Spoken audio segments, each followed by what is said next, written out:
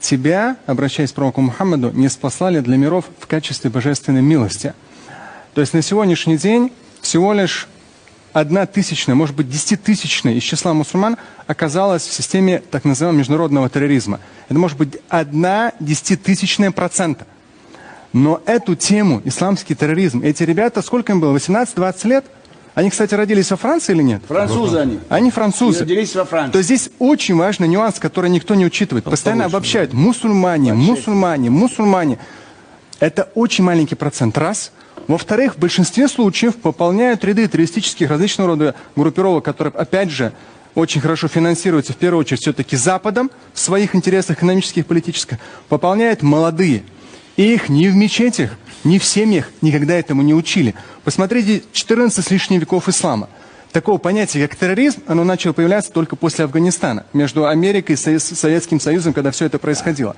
В исламе такого не было. С точки зрения, то есть самое большое оскорбление для мусульман здесь то, что вот эту всю грязь, может быть даже, да, мусульмане 1,5 миллиарда почти отвечают как бы за этот 0,0 там, 10% из их числа, но в большинстве своем это люди, которых воспитало сегодняшнее телевидение, французское в том числе, где постоянно говорилось исламский терроризм.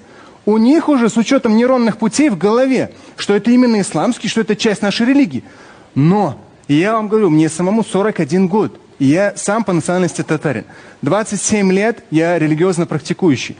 Общался на разных языках с самыми разными культурами. В исламе такого понятия, как терроризм, в Коране четко и ясно сказано, что кто убьет, кто убьет одного человека, неважно какой он национальности, просто вот убьет его, то подобно по греху пред Богом, подобно как убил целое человечество. Никто во Франции эту цитату не проговаривал по телевидению.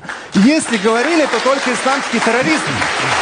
А вот такого рода вещи, то же самое пророк Мухаммад говорил. Верующий человек – это тот, рядом с которым люди, вне зависимости от национальности, вероисповедания, люди чувствуют себя в безопасности.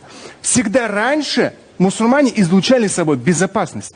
На сегодняшний день мы поедаем результаты, пожинаем результаты, плоды именно и европейского свободного слова и так далее, когда всех мусульман обливали грязью и говорили «исламский терроризм». Вроде как Россия, слава богу, Европа нет еще, отстает.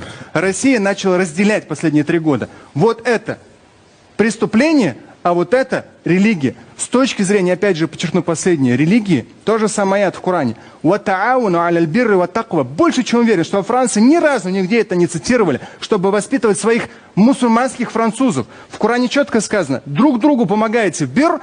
Бир – это любое благо, благостное деяние. Помогаете друг другу в благостных деяниях и в проявлении набожности пред Богом. Набожность – это трепет, это ты когда поступаешь правильно и хорошо. И вы хорошо сказали, справедливо. Но справедливо не с точки зрения преступлений, а с точки зрения благочестия.